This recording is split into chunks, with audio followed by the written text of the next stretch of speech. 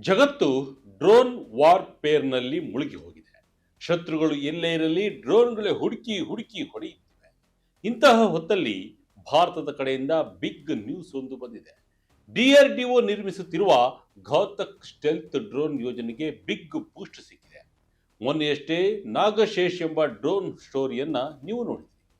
ಈಗ ಅದಕ್ಕಿಂತ ಒಂದು ಕೈ ಮೇಲೇರುವ ಘಾತಕ್ ಸ್ಟೆಲ್ತ್ ಮಾನವರಹಿತ ಯುದ್ಧ ಡ್ರೋನ್ ಎಲ್ಲರ ಗಮನ ಸೆಳೆಯುತ್ತಿದೆ.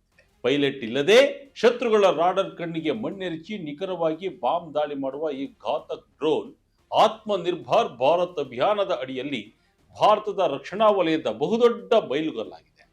ಇತ್ತೀಚೆಗಷ್ಟೇ ರಕ್ಷಣಾ ಸಚಿವಾಲಯದ ಡಿಫೆನ್ಸ್ ಪ್ರೊಕ್ಯೂರ್ಮೆಂಟ್ ಬೋರ್ಡ್ ಈ ಯೋಜನೆಯ ಡಿಸೈನ್ ಮತ್ತು ಡೆವಲಪ್ಮೆಂಟ್ಗಳೊಂದಿಗೆ ಗ್ರೀನ್ ಸಿಗ್ನಲ್ ಕೊಟ್ಟಿದೆ. ಇನ್ನೊಂದು ಹೆಜ್ಜೆಯನ್ನ ಕಂಪ್ಲೀಟ್ ಮಾಡಿದರೆ ಘಾತಕ್ ವಾಯುಪಡೆಗೆ ಸೇರಲಿದೆ. ಹಾಗಾದ್ರೆ ಭಾರತೀಯ ವಾಯುಸೇನೆಯ ಭವಿಷ್ಯದ ಬ್ರಹ್ಮಾಸ್ತ್ರ ಎಂದೇ ಕರೆಯಲಾಗುತ್ತಿರುವ ಈ ಘಾತಕ್ ಡ್ರೋನ್ನ ಸ್ಪೆಷಾಲಿಟಿ ಏನು? ಅಮೆರಿಕದ B-2 ಬಾಂಬರ್ಗೂ ಇದಕ್ಕೂ ಇರುವ ಸಂಬಂಧವೇನು?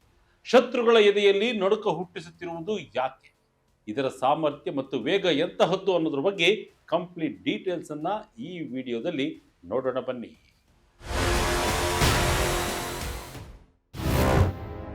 ಘಾತಕ್ ಸ್ಟೆಲ್ತ್ ಡ್ರೋನ್ಗೆ ಗ್ರೀನ್ ಸಿಗ್ನಲ್. 60 ಘಾತಕ್ ಖರೀದಿಗೆ ಕೇಂದ್ರದ ಮುನ್ನುಡಿ. ಹೌದು, ಜಗತ್ತಲ್ಲಿ ಡ್ರೋನ್ ವಾರ್‌ಪೇರ್ ಜೋರಾದ ಬೆನ್ನಲ್ಲೇ ಭಾರತದ ಘಾತಕ್ ಯೋಜನೆಗೂ ಬೂಸ್ಟ್ ಸಿಕ್ಕಿದೆ. ರಕ್ಷಣಾ ಸಚಿವಾಲಯದ ಡಿಫೆನ್ಸ್ ಪ್ರೊಕ್ಯೂರ್ಮೆಂಟ್ ಬೋರ್ಡ್ ಇದೀಗ ಬರೋಬ್ಬರಿ 60 ಘಾತಕ್ ಮಾನವರಹಿತ ಯುದ್ಧ ವಿಮಾನಗಳ ಖರೀದಿಯ ಪ್ರಸ್ತಾವನೆಗೆ ಗ್ರೀನ್ ಸಿಗ್ನಲ್ ನೀಡಿದೆ. ಈ ಯೋಜನೆಗೆ ಈಗ ಅಂತಿಮವಾಗಿ ಡಿಫೆನ್ಸ್ ಅಕ್ವಿಜಿಷನ್ ಕೌನ್ಸಿಲ್ ಅನುಮೋದನೆ ಮಾತ್ರ ಬಾಕಿ ಇದೆ. ಡಿಆರ್‌ಡಿಒ ಅಭಿವೃದ್ಧಿಪಡಿಸುತ್ತಿರುವ ಈ ಘಾತಕ್ ಡ್ರೋನ್ಗಳು ಭಾರತದ ಭದ್ರತಾ ವ್ಯವಸ್ಥೆಯಲ್ಲಿ ಸಂಪೂರ್ಣ ಸ್ವಾವಲಂಬನೆ ಸಾಧಿಸುವ ಬಹುದೊಡ್ಡ ಹೆಜ್ಜೆಯಾಗಿದೆ. ಕಳೆದ ನವೆಂಬರ್ನಲ್ಲಿ ಭಾರತೀಯ ವಾಯುಸೇನೆಯ ಮುಖ್ಯಸ್ಥರಾದ air chief marshal AP Singh ರವರು ವಾಯುಸೇನೆಯ ಭವಿಷ್ಯದ ವಿಷನ್ 2047 ಅನ್ನ ಬಿಡುಗಡೆ ಮಾಡಿದ್ದರು. ಈ ವೇಳೆ ಮಾತನಾಡಿದ್ದ ಅವರು, ಭವಿಷ್ಯದಲ್ಲಿ ಮಾನವರಹಿತ ವ್ಯವಸ್ಥೆಗಳು ಸಂಪೂರ್ಣವಾಗಿ ಫೈಟರ್ ಜೆಟ್ಗಳನ್ನ ರೀಪ್ಲೇಸ್ ಮಾಡದೇ ಇದ್ದರು ಇವುಗಳ ಪಾತ್ರ ಬಹಳ ಮುಖ್ಯವಾಗಲಿದೆ ಎಂದಿದ್ದರು. ಕೆಲವೊಂದು ಹೈ ರಿಸ್ಕ್ ಮಿಷನ್ಗಳಲ್ಲಿ ನಾವು ಪೈಲಟ್ಗಳ ಪ್ರಾಣವನ್ನ ಅಪಾಯಕ್ಕೆ ಸಿಲುಕಿಸಲು ಇಷ್ಟಪಡುವುದಿಲ್ಲ. ನಮ್ಮ ಫೈಟರ್ ಜೆಟ್ಗಳು ಹೋಗುವ ಮುನ್ನ ಮಾನವರಹಿತ ಡ್ರೋನ್ಗಳು ಶತ್ರುಗಳ ಗಡಿಗೆ ನುಗ್ಗಿ ಕಾರ್ಯಾಚರಣೆ ಮಾಡಬೇಕಾಗುತ್ತೆ. ಹೀಗಾಗಿ ಘಾತಕ್ UCAV ಯೋಜನೆಗೆ ನಮ್ಮ ಸಂಪೂರ್ಣ ಬೆಂಬಲವಿದೆ ಎಂದು ಅವರು ಸ್ಪಷ್ಟಪಡಿಸಿದ್ದರು. ರಾಡರ್ಗೆ ಫ್ಲೈಯಿಂಗ್ ವಿಂಗ್ ಚಳ್ಳೆಹಣ್ಣು. ಫುಲ್ ಸ್ಟೆಲ್ತ್ ಶತ್ರುಗಳ ಕಣ್ತಪ್ಪಿಸಿ ನುಗ್ಗುವ ಸಾಮರ್ಥ್ಯ. ಇನ್ನು ಘಾತಕ್ ಡ್ರೋನ್ನ ಅತಿದೊಡ್ಡ ವಿಶೇಷತೆ ಅಂದರೆ ಅದರ ಡಿಸೈನ್ ಮತ್ತು ಸ್ಟೆಲ್ತ್ ಟೆಕ್ನಾಲಜಿ. ಇದು ಫ್ಲೈಯಿಂಗ್ ವಿಂಗ್ ಡಿಸೈನ್ ಅನ್ನು ಹೊಂದಿದೆ. ಅಂದರೆ ಸಾಮಾನ್ಯ ವಿಮಾನಗಳಂತೆ ಇದಕ್ಕೆ ಬಾಲ ಅಥವಾ ನಿಂತಿರುವ ರೆಕ್ಕೆಗಳಿರುವುದಿಲ್ಲ. ಹಾರುವ ಹಕ್ಕಿಯಂತೆ ಕೇವಲ ರೆಕ್ಕೆಯ ಆಕಾರದಲ್ಲಿ ಇರುತ್ತದೆ. ಈ ವಿನ್ಯಾಸದ ಅತಿದೊಡ್ಡ ಲಾಭ ಎಂದರೆ ಇದು ಶತ್ರುಗಳ ರೇಡರ್ ಸಿಗ್ನಲ್ಗಳನ್ನು ಮರಳಿ ಕಳುಹಿಸುವುದಿಲ್ಲ. ಕೇವಲ ತನ್ನ ಆಕಾರದಿಂದಲೇ ಇದು 70% ಸ್ಟೆಲ್ತ್ ಸಾಮರ್ಥ್ಯವನ್ನು ಸಾಧಿಸುತ್ತದೆ. ಇನ್ನು ಡ್ರೋನ್ನ ಬಾಡಿಯನ್ನ ಸಂಪೂರ್ಣವಾಗಿ ಸ್ಥಳೀಯವಾಗಿ ಅಭಿವೃದ್ಧಿಪಡಿಸಿದ ಹಗುರವಾದ ಕಾರ್ಬನ್ ಕಾಂಪೋಸಿಟ್ ವಸ್ತುಗಳಿಂದ ನಿರ್ಮಿಸಲಾಗಿದೆ. ಇದರ ಅತಿದೊಡ್ಡ ವಿಶೇಷತೆ ಅಂದರೆ ಈ ಸ್ಟ್ರಕ್ಚರ್ ಒಳಗೆ ಸ್ಮಾರ್ಟ್ ಸೆನ್ಸರ್ಗಳನ್ನು ಅಳವಡಿಸಲಾಗಿದ್ದು ಡ್ರೋನ್ನ ಕಂಡೀಷನ್ ಅನ್ನ ತಾನೇ ಮಾನಿಟರ್ ಮಾಡಿಕೊಳ್ಳುತ್ತದೆ. ಉಳಿದ 30% ಸ್ಟೆಲ್ತ್ಗಾಗಿ ಘಾತಕ್ ವಿಶೇಷ ಮೆಟೀರಿಯಲ್ ಬಳಸುತ್ತದೆ. ಅದೇ ರಾಡರ್ ಹೀರಿಕೊಳ್ಳುವ ವಸ್ತುಗಳು, ವಿಶೇಷ ಕೋಟಿಂಗ್ಗಳು ಮತ್ತು ರೇಡಿಯೋ ಫ್ರೀಕ್ವೆನ್ಸಿ ಎಡ್ಜ್ ಟ್ರೀಟ್ಮೆಂಟ್ ಅನ್ನ ಬಳಸುತ್ತದೆ. ಶತ್ರುಗಳ ರೇಡರ್ ವೇವ್ಸ್ ಇದರ ಮೇಲೆ ಬಡಿದರೂ ಅದು ರಿಫ್ಲೆಕ್ಟ್ ಆಗಿ ವಾಪಸ್ ಹೋಗುವ ಬದಲು ಅಲ್ಲೇ ಹೀರಲ್ಪಡುತ್ತದೆ.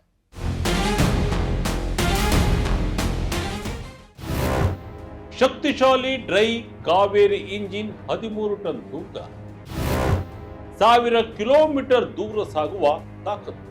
ಇನ್ನು ಘಾತಕ್ ಡ್ರೋನ್ನ ತಾಂತ್ರಿಕ ಸಾಮರ್ಥ್ಯವನ್ನ ನೋಡಿದರೆ ಎಂತವರು ದಂಗಾಗ್ತಾರೆ. ಇದು ಸರಿಸುಮಾರು 13 ಟನ್ ತೂಕವನ್ನು ಹೊಂದಿರಲಿದೆ. ಬರೋಬ್ಬರಿ 30,000 ಅಡಿ ಎತ್ತರದಲ್ಲಿ ಹಾರಾಡುವ ಸಾಮರ್ಥ್ಯ ಇದರಲ್ಲಿದೆ. ಇದರ ಹೃದಯದಂತೆ ಕೆಲಸ ಮಾಡುವುದು ನಮ್ಮದೇ DRDO ಮತ್ತು GTRE ಅಭಿವೃದ್ಧಿಪಡಿಸುತ್ತಿರುವ dry variant Kaveri engine. Afterburner ಇಲ್ಲದ ಈ ಇಂಜಿನ್ ಸರಿಸುಮಾರು 42 ರಿಂದ 52 ಕಿಲೋಮೀಟರ್ ನ್ಯೂಟನ್ ನಷ್ಟು ಥರ್ಸ್ಟ್ ಅಥವಾ ಶಕ್ತಿಯನ್ನು ಉತ್ಪಾದಿಸುತ್ತದೆ. ಸದ್ಯ ರಷ್ಯಾ ಮತ್ತು ಭಾರತದಲ್ಲಿ ಈ ಇಂಜಿನ್ನ ಹೈ ಆಲ್ಟಿಟ್ಯೂಡ್ ಟೆಸ್ಟಿಂಗ್ ಯಶಸ್ವಿಯಾಗಿ ನಡೆದಿದ್ದು ಆರಂಭಿಕ ಗುರಿಯಾಗಿದ್ದ 46 ಕೆಎನ್ಗಿಂತಲೂ ಹೆಚ್ಚು ಶಕ್ತಿಯನ್ನ ಪ್ರದರ್ಶಿಸಿದೆ. ಈ ಶಕ್ತಿಶಾಲಿ ಇಂಜಿನ್ನಿಂದಾಗಿ ಘಾತಕ್ ಡ್ರೋನ್ ಅತಿ ವೇಗದ ಸಬ್ಸಾನಿಕ್ ವೇಗದಲ್ಲಿ ಅಂದರೆ ಮ್ಯಾಕ್ 0.8 ರಿಂದ 0.9 ವೇಗದಲ್ಲಿ ಹಾರಾಟ ನಡೆಸುತ್ತೆ. ಸಾಮಾನ್ಯ ಭಾಷೆಯಲ್ಲಿ ಗಂಟೆಗೆ ಸುಮಾರು 980 ರಿಂದ 1100 ಕಿಲೋಮೀಟರ್ ಗಂಟೆಗೆ ವೇಗದಲ್ಲಿ ಹಾರಾಟ ನಡೆಸುವ ಸಾಮರ್ಥ್ಯವನ್ನ ಘಾತಕ್ ಹೊಂದಿದೆ. ಇದು ಕನಿಷ್ಠ 1000 ಕಿಲೋಮೀಟರ್ ಕಾಂಪ್ಯಾಕ್ಟ್ ರೇಂಜ್ ಹೊಂದಿದ್ದು ಪೇಲೋಡ್ಗೆ ಅನುಗುಣವಾಗಿ 2500 ಕಿಲೋಮೀಟರ್ಗೂ ಕಾರ್ಯಾಚರಣೆ ಮಾಡಬಲ್ಲದು. ಅಲ್ಲದೆ ಸತತ 5 ರಿಂದ 8 ಗಂಟೆಗಳ ಕಾಲ ಆಕಾಶದಲ್ಲಿಯೇ ಹಾರಾಡುತ್ತಾ ಶತ್ರುಗಳ ಮೇಲೆ ಹದ್ದಿನ ಕಣ್ಣಿಡುವ ಅದ್ಭುತ ಸಾಮರ್ಥ್ಯ ಕೂಡ ಘಾತಕ್ಗೆ ಇದೆ.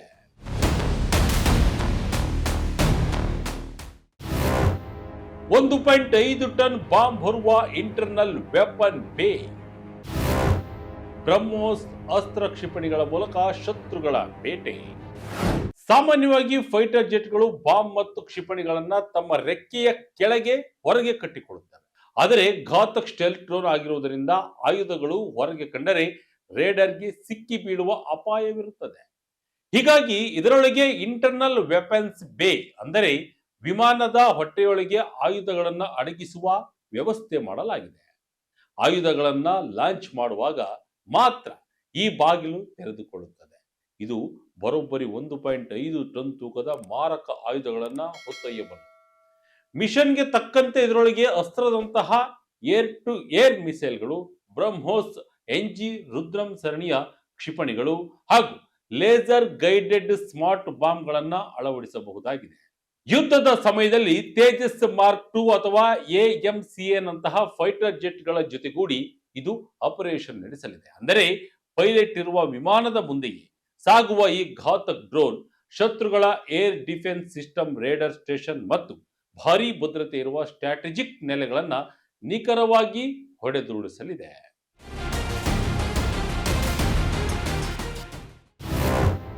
ಚಿತ್ರದುರ್ಗದಲ್ಲಿ ಯಶಸ್ವಿಯಾಗಿದ್ದ drone testing. Auto take off landing ತಂತ್ರಜ್ಞಾನ. ಘಾತಕ್ಗೆ ರಕ್ಷಣಾ ಸಚಿವಾಲಯದ defence procurement board green signal ನೀಡಿದೆ. ಇದಕ್ಕೂ ಮುನ್ನವೇ ಘಾತಕ್ನ ಟೆಸ್ಟಿಂಗ್ ಪ್ರಕ್ರಿಯೆ ಭರದಿಂದ ಸಾಗುತ್ತಿದೆ.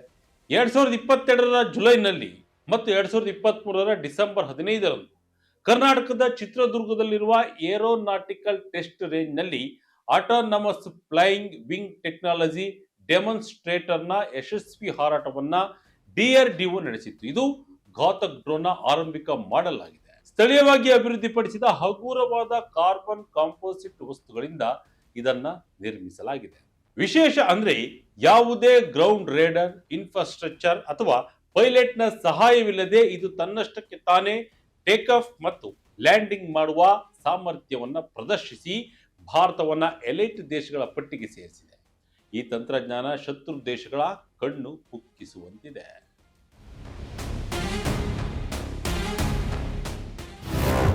ಅಮೆರಿಕದ B2 ಬಾಂಬರ್ ಹಾಗೂ ಘಾತಕ್ 2022ರ ವೇಳೆಗೆ ಮೊದಲ ಹಾರಾಟದ ನಿರೀಕ್ಷೆ. ಇನ್ನು ಘಾತಕ್ ಡ್ರೋನ್ನ ಡಿಸೈನ್ ಅನ್ನು ನೋಡಿದಾಗ ಅಮೆರಿಕದ ಖ್ಯಾತ B2 ಸ್ಪಿರಿಟ್ ಬಾಂಬರ್ ನೆನಪಾಗುವುದು ಸಹಜ. ಎರಡೂ ಕೂಡ ಫ್ಲೈಯಿಂಗ್ ವಿಂಗ್ ಡಿಸೈನ್, ಸ್ಟೆಲ್ತ್ ತಂತ್ರಜ್ಞಾನ ಮತ್ತು ಇಂಟರ್ನಲ್ ವೆಪನ್ ಬೇ ಹೊಂದಿದೆ. ಆದರೆ B2 ಬಾಂಬರ್ 172 ಟನ್ ತೂಕದ ಇಬ್ಬರು ಪೈಲಟ್ಗಳಿರುವ 11,000 ಕಿಲೋಮೀಟರ್ ಕ್ರಮಿಸುವ ಬೃಹತ್ ಸ್ಟ್ರಾಟಜಿಕ್ ವಿಮಾನವಾದರೆ ಘಾತಕ್ 13 ಟನ್ ತೂಕದ ಪೈಲಟ್ ಇಲ್ಲದ ಪ್ರಾದೇಶಿಕ ಯುದ್ಧಗಳಿಗೆ ಹೇಳಿ ಮಾಡಿಸಿದ ಟ್ಯಾಕ್ಟಿಕಲ್ ಡ್ರೋನ್ ಆಗಿದೆ. ಇನ್ನು ಈ ಯೋಜನೆ ಯಾವಾಗ ಪೂರ್ಣಗೊಳ್ಳಲಿದೆ ಅನ್ನೋದನ್ನು ನೋಡಿದ್ರೆ ಕಾವೇರಿ ಇಂಜಿನ್ ಸರ್ಟಿಫಿಕೇಶನ್ 2026ರ ವೇಳೆಗೆ ಮುಗಿಯುವ ಟಾರ್ಗೆಟ್ ಇದೆ. ಹೀಗಾಗಿ 2022ರ ಆಸುಪಾಸಿನಲ್ಲಿ ಘಾತಕ್ ಡ್ರೋನ್ ಮೊದಲ full scale prototype roll out ಆಗಿ ಮೊದಲ ಹಾರಾಟ ನಡೆಸುವ ನಿರೀಕ್ಷೆ ಇದೆ. ಹಿಂದಿನ ವಿಳಂಬಗಳನ್ನ ಬದಿಗಿಟ್ಟರೆ ಈಗ ಯೋಜನೆಯ ವೇಗ ಪಡೆದುಕೊಂಡಿದೆ. ಭವಿಷ್ಯದಲ್ಲಿ HAL ಅಥವಾ ಟಾಟಾದಂತಹ ಕಂಪನಿಗಳು ಇದರ ಉತ್ಪಾದನೆಯಲ್ಲಿ ಪಾಲುದಾರರಾಗುವ ಸಾಧ್ಯತೆ ಇದೆ. ಎಲ್ಲವೂ ಅಂದುಕೊಂಡಂತೆ ಆದರೆ 2030ರ ದಶಕದ ಆರಂಭದಲ್ಲಿ ಅಥವಾ ಅಂತ್ಯದ ವೇಳೆಗೆ ವಾಯುಸೇನೆಯು 60 ರಿಂದ 170 ಘಾತಕ್ ಡ್ರೋನ್ಗಳನ್ನ ಸೇರ್ಪಡೆಗೊಳಿಸಿ ಬಹುಪಾಲು ಸ್ಕ್ವಾಡ್ರನ್ಗಳನ್ನ ರಚಿಸಲಿದೆ.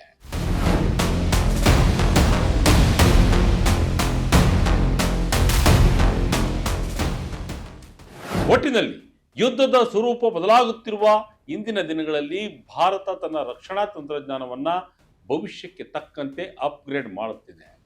ಒಂದು ಕಾಲದಲ್ಲಿ ಆಯುಧಗಳಿಗಾಗಿ ಪರದಾಡುತ್ತಿದ್ದ ಭಾರತ ಇಂದು ತಾನೇ ಸ್ವಂತವಾಗಿ ರೇಡರ್ಗೂ ಸಿಗದ, ಪೈಲಟ್ ಕೂಡ ಬೇಡವಾದ ಘಾತಕ್ನಂತಹ ಸ್ಟೆಲ್ತ್ UCAVಗಳನ್ನು ನಿರ್ಮಿಸುವ ಹಂತಕ್ಕೆ ಬೆಳೆದು ನಿಂತಿದೆ. ನಮ್ಮ ಸೇನಾಪಡೆಗಳ ಪ್ರಾಣವನ್ನ ರಕ್ಷಿಸುತ್ತಲೇ ಶತ್ರುಗಳ ನೆಲೆಯನ್ನ ಬೇರು ಸಹಿತ ಕಿತ್ತು ಹಾಕುವ ಸಾಮರ್ಥ್ಯ ಹೊಂದಿರುವ ಈ ಘಾತಕ್ ಡ್ರೋನ್ ಖಂಡಿತವಾಗಿಯೂ ಭಾರತ ವಾಯುಸೇನೆಯ ಸಾಲಿಗೆ ಒಂದು ಬ್ರಹ್ಮಾಸ್ತ್ರವಾಗುವುದರಲ್ಲಿ ಯಾವುದೇ ಅನುಮಾನವಿಲ್ಲ. ಇದಾಗಿತ್ತು ಈ ಕ್ಷಣದ ಇಂಟ್ರೆಸ್ಟಿಂಗ್ ಸ್ಟೋರಿ. ಇದೇ ರೀತಿಯ ಸ್ಟೋರಿಗಾಗಿ Vijaya Karnataka website, YouTube page, Facebook page follow ಮಾಡ್ತಾ ಇರಿ. ಧನ್ಯವಾದಗಳು.